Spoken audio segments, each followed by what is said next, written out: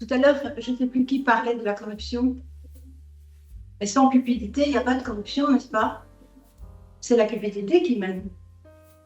Est-ce que vous pensez qu'on peut lutter contre la cupidité? Le Burkina est un pays qui est assez peu Je ne corrompu. parle pas seulement du Burkina, Non, bien sûr, mais je suis parle là du pour monde parler entier, de toutes ces situations qui font que c'est possible, que toute cette corruption puisse exister. C'est quand même la cupidité qui mène ça. Si on n'est pas cupide, on ne laisse pas descendre des enfants dans les mines. Enfin, je crois. C'est le problème Mais si on regarde chez nous, regardons-nous, Français, Belges, on a eu des mines de charbon chez nous. Il n'y a Oui, pas oui, je sais bien. moins d'un siècle, il y avait des C'était enfants pas... qui travaillaient là. Et Oui. c'est exactement la même chose. Il y a des gamins de 10 ans qui ont fait descendre dans les mines de charbon, travailler, tenir les lampes, etc., parce qu'ils étaient petits, qui ne prenaient pas beaucoup de place. C'est exactement la même chose. Et c'était il n'y a pas si longtemps. Et on a réussi à légiférer, on a réussi à offrir un autre avenir aux enfants de mineurs et aux mineurs par l'école. C'est l'école qui a été salvateur pour ces populations-là qui étaient condamnées, entre guillemets, à être mineurs de fond de père en fils. Mais pour ça, il faut une volonté politique, il faut injecter de l'argent dans l'école, il faut batailler pour offrir quelque chose. Et il faut qu'après l'école, il y ait des solutions.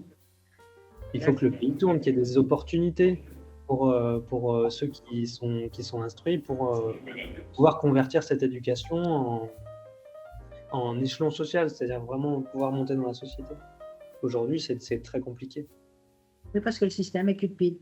Bonjour, voilà, donc moi je voulais d'abord vous remercier pour ce très très beau documentaire. Donc moi je m'appelle Elvira Hassan, je vis en Belgique depuis une trentaine d'années et je suis d'origine ethnique rom. Et donc le travail des enfants, ça m'interpelle. Ça m'interpelle et ce qui m'interpelle aussi dans le film, c'est que j'aurais voulu savoir comment est-ce que vous... qu'est-ce que les parents pensent en fait du travail de leurs enfants? Est-ce qu'ils voient ça comme une ressource importante et une valorisation du travail? Ou est-ce la précarité simplement qui les oblige à accepter ce genre de choses? Donc ici, c'est vrai que vous avez pris le cas d'une famille qui était quand même assez précarisée, je crois. Mais si, de manière plus globale et plus générale, les familles qui sont moins précarisées, qui, on va dire, dans un confort minimum, comment est-ce qu'ils voient ça? Est-ce que ça génère une espèce de culture et de mode de vie, le fait que les enfants aident les parents? Déjà, dans cette population-là, par exemple au Burkina, dans les villages, ils ne regardent pas, par exemple, l'école avec le même logiciel que nous.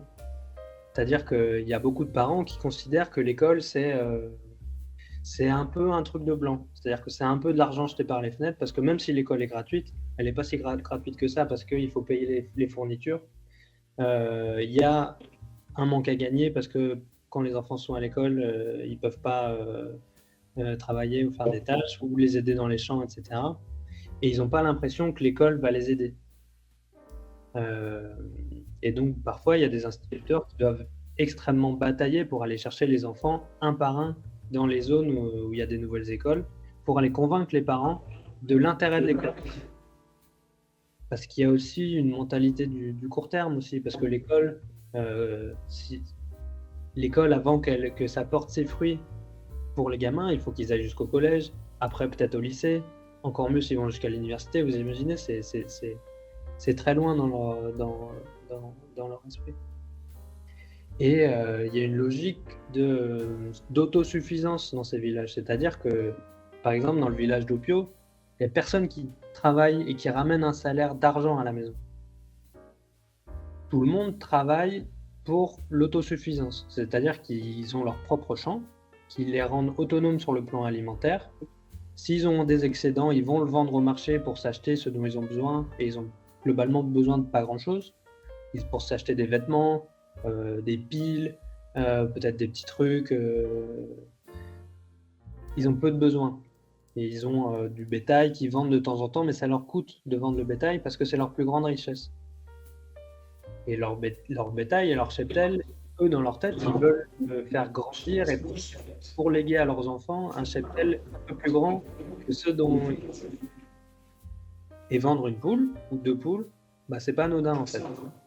On peut dire qu'ils en ont beaucoup, etc., mais c'est leur seule richesse. Et donc, envoyer un gamin à l'école, c'est un investissement qui parfois peut sembler douloureux pour les parents.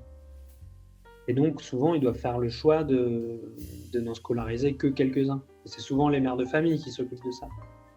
J'ai connu beaucoup de situations, c'est pas pour faire de généralité, on va toujours un peu dans le mur en faisant des généralités, mais de mon expérience, c'est souvent les mères qui bataillent pour mettre un peu d'argent de côté pour l'éducation des enfants. Et souvent, ça crée des sources de conflits au sein du couple. Réagir par rapport aux familles. Je me dis, on parle de fidélité ou autre, mais je me dis en fait, là on met le focus sur la famille, mais je trouve que c'est aussi peut-être beaucoup de culpabilité sur une famille, et je pense que la famille, elle vit aussi quelque chose de plus macro. Et je ne sais pas ce qu'il en est maintenant au niveau de la dette, mais je sais que tout un moment, il y a énormément de pays d'Afrique de l'Ouest qui étaient appauvris. Dites-moi si je me trompe, hein, mais parce qu'ils remboursaient encore une partie de dette à l'Occident. Et donc, par conséquent, le pays, même s'il a ce choix politique, ne sait pas mettre d'argent dans les services publics, dans l'enseignement, dans la santé, etc. Et donc, pour moi,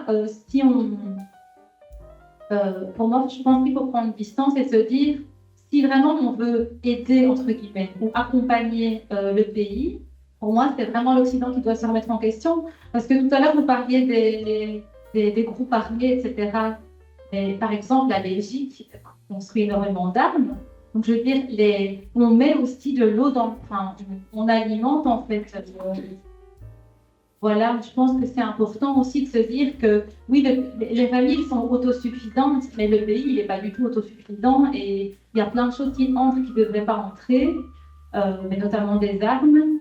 Et je pense que c'est important de se rendre compte aussi de la responsabilité des pays pour qui c'est intéressant en fait que ces pays-là restent avec cette instabilité, cette pauvreté, parce que l'argent, il y en a, mais il va aussi dans les mains notamment des armes, entre autres, quoi.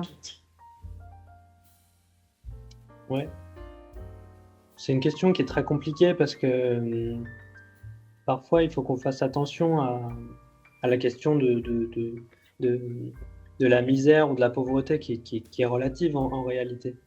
Quand on va dans les villages reculés de gens qui ont absolument rien, qui n'ont pas le sentiment d'être miséreux.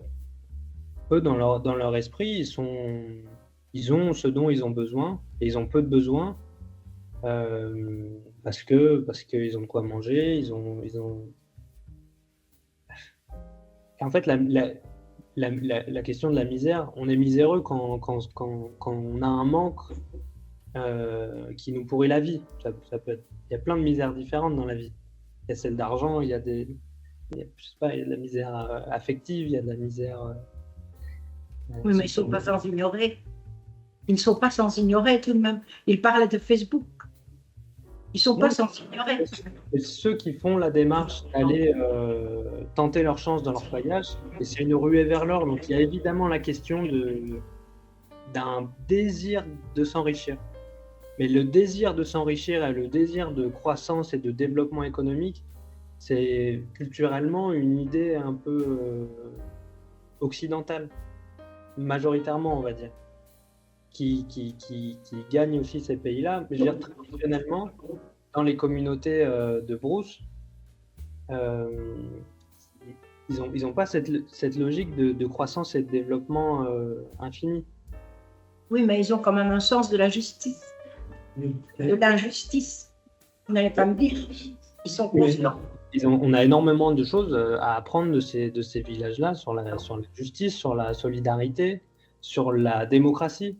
On parle souvent de ces pays d'Afrique de l'Ouest et le Burkina qui est tenu par une junte militaire. Le système démocratique des communautés de villages est impressionnant. Parce que dès qu'ils ont un problème dans la communauté, tout le monde se réunit sous l'arbre à palabre, ils discutent. Et personne ne part de sous l'arbre à palabre tant qu'il n'y a pas un consensus total qui est trouvé entre tout le monde. Et on aime bien souvent leur donner des leçons de démocratie. Et on le voit chez nous en France très récemment avec les élections législatives, peut-être que ça vous parle. En tout cas, ça vous aura parlé sur les années précédentes en Belgique. On a des choses à apprendre et peut-être aussi sur le plan économique, sur la façon de vivre, etc. Je ne suis pas certain que notre modèle à nous de croissance éternelle et de développement à tout prix soit nécessairement bon à exporter dans le monde entier comme une vérité absolue. Ils ont une façon de vivre qui est très propre à eux, qui convient à beaucoup.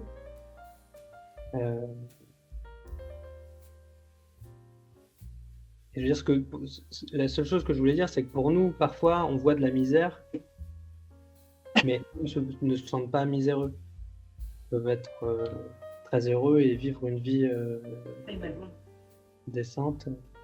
Mais il y a quand même 80 par le prisme de la pauvreté et de la misère, parfois. Il y a quand même 80 millions d'enfants dans les mines. Non, mais bien sûr. Je dis juste ça pour un contrepoint. Mais... On a beaucoup de leçons à apprendre de l'Afrique, c'est une évidence. Mais il y a quand même 80 millions d'enfants dans les mines. Le débat ici. Et dans des conditions dangereuses, et évidemment, il faut faire un maximum pour que ça cesse, bien sûr. Ça, c'est l'appétit vorace de l'Occident, en fait. C'est nous qui déstabilisons tous ces pays. Et tu as raison, Simon, c'est ce qu'on est en train de dire, ce qu'on disait aussi tout à l'heure, c'est que, et même par rapport à l'école aussi, qui nous fait peut-être violence, parce que nous, on a grandi ici en Europe, et on se dit, oui, mais c'est dommage voilà, que ces enfants ne puissent pas aller à l'école. Mais tu as raison, ce sont des systèmes traditionnels qui ont fonctionné depuis déjà des décennies, voire des siècles, et qui fonctionnent, qui sont quand même assez extraordinaires, parce qu'ils permettent vraiment de véhiculer des valeurs d'altruisme, de bienveillance, et c'est vraiment un appétit vorace, mais de nous Européens, de nos institutions, de nos multinationales. Il n'y a pas que le privé, les multinationales, mais aussi nos institutions. On a vu dernièrement le film Cobalt, le rêve électrique, où 30% des batteries de bagnoles électriques sont conçues dans des mines artisanales, clandestines. Oui, c'est ça. Où c'est les mêmes schémas. C'est-à-dire le cobalt, toutes les autres minerais, ce sont des gamins qui descendent dans les mines. Celui qui ne remonte pas, on ne le sait même pas, donc il va rester enfoui comme ça à moins 100, 200, 300, 400 mètres. Et ce sont des institutions, donc notamment nos grosses marques de bagnoles, nos grandes multinationales, nos institutions européennes qui sont derrière, qui cautionnent directement, parce qu'après c'est tout des pirouettes, c'est tout des montages financiers de sociétés, de compagnies, comme on dit en anglais. Et du coup, oui, il y a comme ça, et puis après on se plaint qu'on a des personnes qui traversent les mers et les déserts et qui reviennent chez nous ici. Et puis on peut même aller plus loin, parce que c'est pas simplement qu'on déstabilise certains pays. C'est intéressant, par exemple, toute cette région du Mali, tout ça, toutes ces guerres qu'on provoque notamment, parce que c'est une façon de diviser pour mieux régner. Du coup, ça focalise, et du coup, on peut beaucoup mieux se servir de ces supermarchés.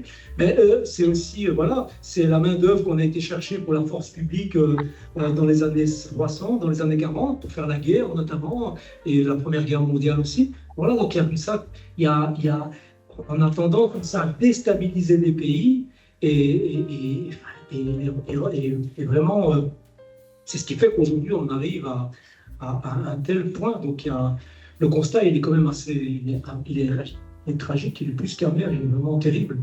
Bravo, merci. Merci. Et ce qui est assez intéressant à travers ton travail, c'est que tu fais partie de ces lanceurs d'alerte. Et c'était intéressant, c'était bouleversant ta réflexion au début, parce que non seulement les lanceurs d'alerte, donc ces personnes sensibles qui partent contre vents et marées, souvent, parfois même au péril de leur vie, non seulement ils se heurtent à tous ces paramètres, tous ces mécanismes qui sont souvent hostiles, mais notamment ce qui était assez aussi bouleversant, c'est le fait que c'est très difficile, je pense, pour une personne qui se retrouve devant de telles réalités et de rester avec, et de travailler avec pendant 2, 3, 4, 5, 6 ans, et d'avoir cette responsabilité de se dire je dois faire quelque chose, je dois informer, au détriment, et donc émotionnellement, ça doit être aussi très très dur, comme tu disais tout à l'heure, ton impuissance.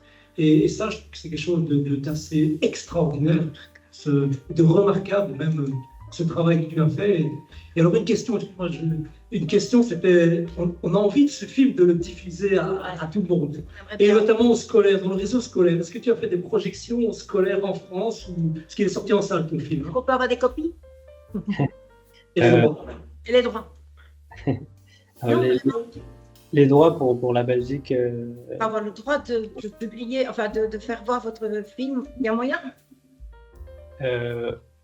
oui, Sans ça, je peux pas vous dire après dans quel cadre, parce que ça varie. dans le cadre d'une association, sans but Oui. lucratif. Il faudra, Mourad pourra vous renseigner vers production. On va négocier avec la production. D'accord, on va négocier avec la production, j'y connais rien. Et on a fait une projection scolaire avec le film, et j'ai beaucoup bataillé pour qu'on en fasse un maximum. On en a fait avec des lycéens, des collégiens, et je bataille pour en faire un maximum. C'est Mais vraiment le but, c'est de diffuser, vous comprenez. Il faut que la population voit ce genre de choses. Parce Mais que tout ça est dissimulé. surtout dans ce public-là de collégiens, parce que on le montre à des gamins qui ont l'âge d'Opio, de 13 à 15 ans. C'est un bel âge. Et à la fin de la projection, j'ai vraiment l'impression, c'est vraiment les projections où je me dis, bon, j'ai pas fait ce film pour rien, c'est utile et on plante des graines pour l'avenir. Parce que les gamins, ils disent des choses extrêmement simples. Ils disent, mais en fait, je me suis rendu compte que ce gamin-là, il a mon âge. Et je me suis identifié à lui, et je me suis dit, moi, je suis né ici, j'aurais pu naître là-bas, c'est son destin, ça aurait pu être le mien. Et ça plante une petite graine de fraternité qu'on perd un peu. Et cette petite graine de fraternité, de se projeter dans le destin de quelqu'un qui vit à l'autre bout du monde, et de se dire, ça aurait pu être moi. Déjà, cette petite phrase-là, pour moi, elle a beaucoup de sens. D'identification. C'est pas comment le dire, mais pour moi, ça m'émeut, quoi. De pouvoir provoquer ça, et j'ai essayé de faire le film le plus simple et le plus lisible possible pour que des publics comme ça, jeunes, puissent voir le film. Et ils disent un truc aussi bête, on nous répète depuis qu'on est gamin, vous avez de la chance de pouvoir aller à l'école, elle est gratuite. C'est pas partout pareil dans le monde. Mais une phrase dite comme ça a aucun sens. À un gamin qui est toujours allé à l'école, et que ça ennuie d'aller à l'école parce que il aimerait bien plutôt peut-être jouer au foot, être avec ses copains, etc. Et ça, le film, il a ce but-là aussi de montrer une phrase simple de l'école, elle n'est pas gratuite et elle n'est pas donnée à tout le monde. Et parfois, il y a des endroits où il faut risquer sa vie et batailler pour avoir cette chance de pouvoir aller à l'école dans l'espoir de changer son destin et d'améliorer sa condition et la condition de sa famille. Et souvent, c'est assez touchant pour moi d'avoir ces échanges avec des gamins. C'est un film. Bonjour Simon, je m'appelle Cassandra. J'ai beaucoup aimé le documentaire et je voulais réagir par rapport à une phrase que tu as dite qui est nous on pense qu'ils sont miséreux, mais quand on est avec eux, ils nous disent qu'ils ne se sentent pas miséreux. Et en fait, je la comprends totalement parce que moi-même j'ai eu la chance d'aller dans un village très éloigné en Afrique. Et je me rappelle que ma mamie avait très peur. Elle me disait « Mais pourquoi tu cours sans pantalon, sans t-shirt ?» Je courais avec mes cousins, cousines, on montait dans les arbres, etc. Et je ne me sentais pas obligée d'avoir de vêtements. Ils étaient tous déchirés, délabrés. Et pourtant, je ne me sentais pas triste qu'ils soient délabrés ou déchirés. Un autre exemple, c'était par exemple le fait, on a vu dans le documentaire, à un moment, ils se lavent avec de l'eau qui sort avec un très grand débit. Et je me rappelle avoir été donc dans le village en Afrique et on pompait l'eau. Et c'était drôle, on se battait pour pomper plus vite que l'autre, c'était marrant. Et quand je suis revenue ici en Belgique et j'ouvrais le robinet, je trouvais ça ennuyeux. Je me disais, ah, mais c'était plutôt bien quand je tombais l'eau et tout. Je me sentais pas triste que je dois marcher, sortir de la maison, aller au vélo, revenir avec mes chaussures sur la tête. Je trouvais ça plutôt agréable. Et un dernier exemple, c'est comment ils mangent. Ils mangent tous assis par terre, assis en rond. Parfois, il y a une seule assiette pour 10 personnes ou 6 personnes. Et moi, je me rappelle que je brisais des trucs au feu. Il y avait un peu de cendre et tout, mais je m'en foutais, je rigolais, on parlait du tout et de rien. Donc, je pense que la phrase on voit de la misère parce que nous, on est dans un confort, on a un autre style de vie complètement différent.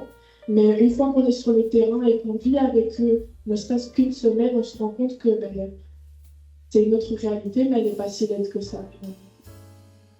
Merci. Tout à fait juste, merci beaucoup pour ça. Et moi, mon rôle de documentariste, c'est d'essayer de montrer la réalité le plus sincèrement possible, telle que moi je l'aperçois. Et donc, le piège en tant que documentariste, quand on entre dans un monde comme ça qui est assez rude et âpre des mines artisanales, c'est de la montrer plus misérable et plus... c'est-à-dire, on a beaucoup d'images, c'est-à-dire que quand on fait le montage, j'aurais pu ne prendre que les images les plus dures, les plus tristes, entre guillemets, et ça aurait donné un aperçu un peu plus triste que la mine ne l'est en réalité. Et la vie, elle reprend toujours ses droits, c'est-à-dire qu'il y a toujours une somme de malheur, de tristesse, de joie, d'amitié, de camaraderie, de lumière en fait. Il y a toujours de la lumière. Peu importe où on pose notre caméra, on arrive toujours à la trouver.